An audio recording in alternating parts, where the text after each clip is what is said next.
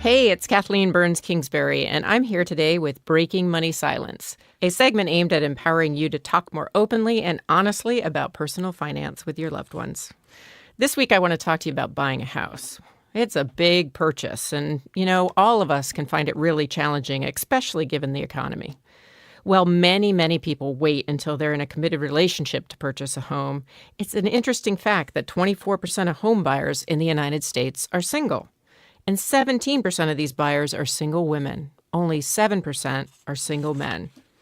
I find that a really interesting statistic because the idea of buying single is not often talked about. Not to mention that over twice as many women than men are not waiting for marriage to make this purchase. So I want to talk about that. I want to dive right in and break money silence on this topic. So here are my thoughts. Why do you think so many women are buying homes solo?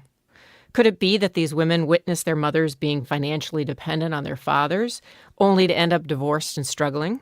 Or maybe it's because women's economic power is on the rise, and now it's more socially acceptable for women to accumulate wealth and real estate on their own before marriage. Or maybe, and I kind of like this reason, or maybe it's that more men are feminists and comfortable with having girlfriends who own their own homes. What do you think? Whatever the reason, I think it's a sign of the times. Everyone is less caught up in adhering to traditional gender roles, so why not buy a house on your own? It also makes me think back to how far our society has come. Because when I grew up, we used to joke and say, a spouse comes with a house. In other words, you don't need to save and buy a house yourself. It's a man's job to provide shelter for his bride. Ugh, I cringe when I say that now. But truth be told, I totally bought into that money myth in my early 20s, as did many of my girlfriends. I never even considered buying a house when I was single, even though I made a decent living.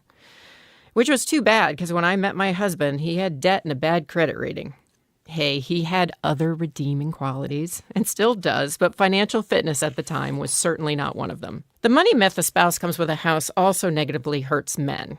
I have heard my male friends and relatives jokingly say things like, boy, if I marry rich, I won't have to worry about money. Or my girlfriend has a high-powered job, so she can buy the house. For anyone, overly relying on someone to provide a house or making money decisions for you is not a great strategy. If the relationship ends, you might end up worse off than when you started. My husband and I, in fact, were forced to break money silence in our relationship when we tried to buy our first home.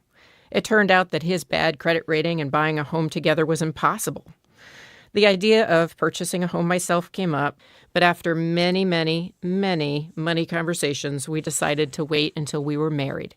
He improved his credit rating, so then we could buy a house and share that financial responsibility together. Buying a home is a financial transaction. It's also a really personal decision. So I encourage you to break money silence with those around you and learn from their experience. Ask your parents, a friend, a trusted financial planner lots of questions. Don't know how to start the conversation? Simply begin by asking this one question. What is the one thing that you wish you knew before buying a home that would have made this process easier? Then listen and learn. Eventually, you'll have enough information to decide what's right for you. To buy a home single, to wait to marriage, or to forgo homeownership altogether. For more money talk tips, check out breakingmoneysilence.com. I'm Kathleen Burns-Kingsbury, reminding you, if you have a financial question, don't keep it a secret, break money silence.